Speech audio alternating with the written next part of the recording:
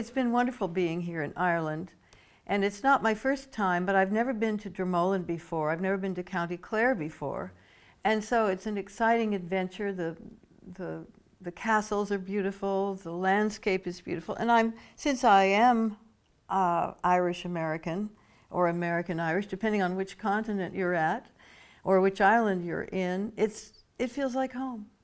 It's a dream come true for us because I've been singing songs of the Irish background from the time I was, a tot. My father used to sing Danny Boy and the Kerry Dancers and I'll Take You Home Again, Kathleen. So I've had those songs in my life forever.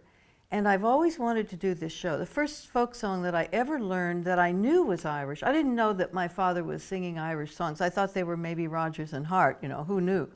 But when I was 14 and a half, I heard the Gypsy Rover. And of course, the Gypsy Rover's lyrics bring me to a castle. She leaves her father's home and she goes running off with this gypsy into the woods and she winds up at a castle. And by the river Clady, I think it is.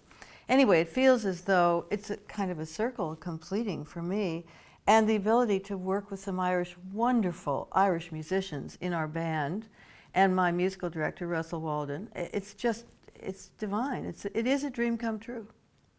My father was most distinctly of an Irish mentality and spiritual bent, and also he was one half Irish. His father was Irish, his mother was English. But he felt he was only Irish, so he only talked about the Irish part of his family. When I first began to hear songs that I knew were Irish and were folk songs, the two that started my career were the Gypsy Rover. They started my passion, let me put it that way, because actually those first two songs were Barbara Allen, which I'm doing in the show, and also the Gypsy Rover. And both of those songs I knew and loved and fell in love with, and they're the reason that I began to explore the folk culture in Denver. There was a folklore center. There was a guy who was a little eccentric who ran it, who sang all the songs of Bob Dylan and Woody Guthrie and Pete, or rather not Bob Dylan yet, of Woody Guthrie and Pete Seeger. Bob Dylan actually was at that time still named Robert Zimmerman, and he was working in Cripple Creek when I was working at the Gilded Garter in Central City in Colorado. And he used to come and see me and try to get jobs, actually. But he was singing old Woody Guthrie blues, but everybody knew the old Irish songs that had migrated into the American culture. The Streets of Laredo, the cowboy songs, the clearly Irish songs, of course, like the Kerry Dancers, and the songs that I started to sing. John Riley, which I'm singing on the show, is again a story brought to the Appalachian Mountains, probably from Ireland, by immigrants. My own family came into the South, they came into Tennessee, and they moved north, they moved into Iowa, and then they moved out to Indian Territory. They moved to Idaho, where that was my grandfather, my father's father. And one of his sisters came out to Idaho, and she was, Irish descent, mother or father, probably both. And she came out and she slept with an axe under her pillow because she was afraid of the Indians. So it was all mixed up in the cultures and the music and the literature, I think. So I was blessed to find folk music when I did, because it led me right into my Irish past, really. It's such a thrill to have this wonderful Irish band with us. Frank Gallagher is playing the violin, the fiddle, and also he plays the pipes and the mandolin.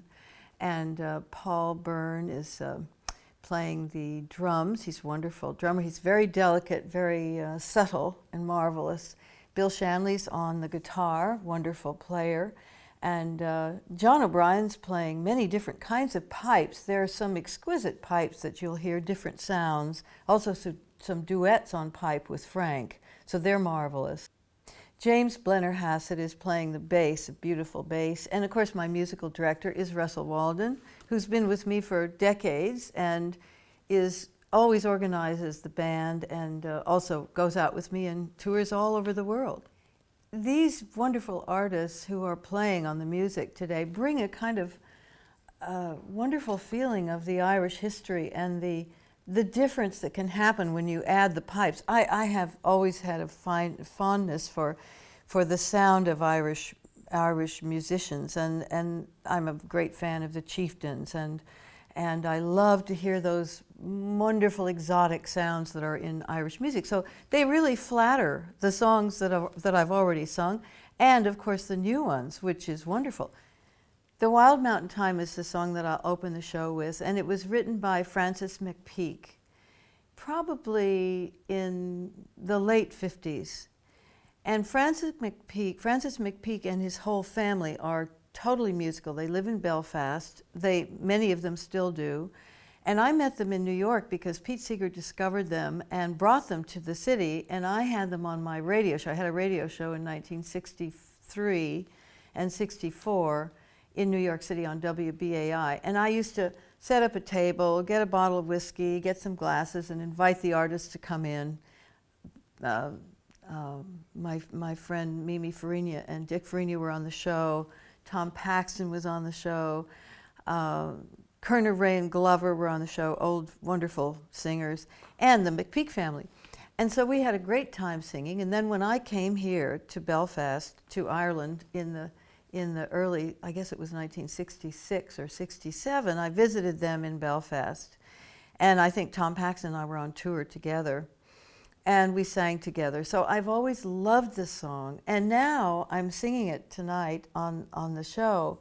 And it has all of the Irish feeling to it, and all of the pipes and the Irish instruments on it. So it's really a pleasure to be able to do it on this program tonight. I have been coming to Ireland a lot in the last couple of years. I've been here over the years many times, but it's coincidental with my learning some of the things about this Irish family of mine and where they might have come from.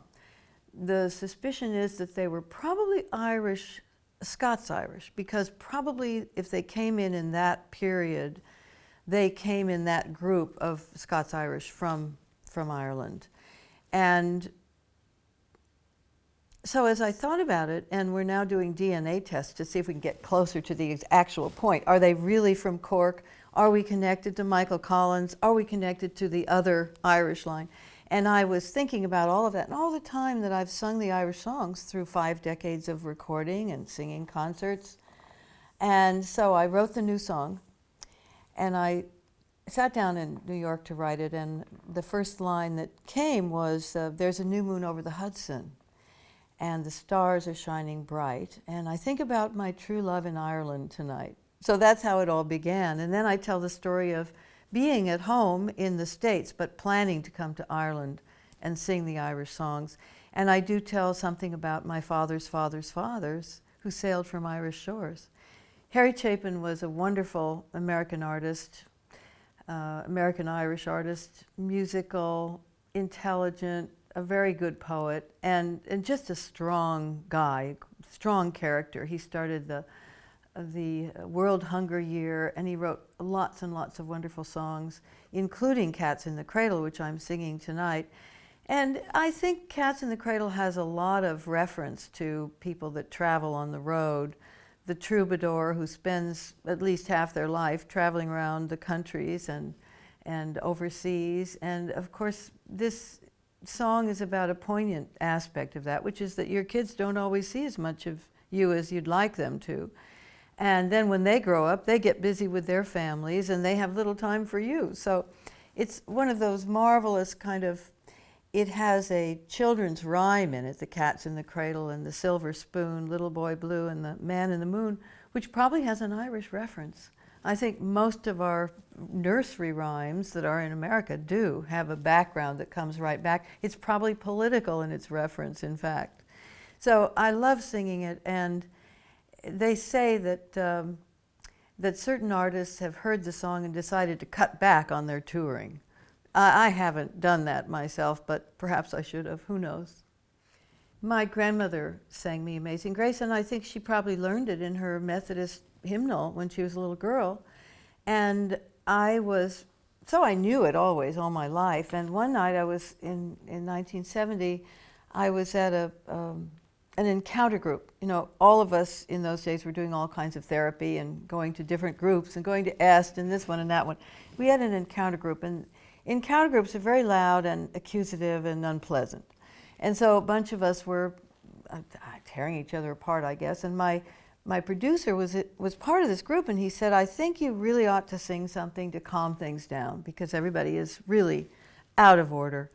So I sang Amazing Grace, and everybody calmed down. We all went our ways.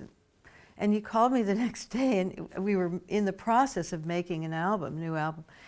It was 1970. And he said, I think we should record that song. So we went into the studio. We tried it a number of ways. We tried it with instruments, and I said, why don't we just do it a cappella, the way I've always sung it and learned it. So we went up to a chapel on the university campus in New York, the Columbia University, and we recorded it a cappella, and it became a huge hit. You know, my record company laughed. They thought I was crazy. They thought, an a cappella hymn? That's certainly not the going thing right now. And of course it took off like hotcakes. I had, when I first heard the song, when I knew the song as a child, when I recorded it, I didn't realize John Newton and his history. Now I've learned, of course, that the shipwreck that changed his life happened off the coast of Derry in Ireland.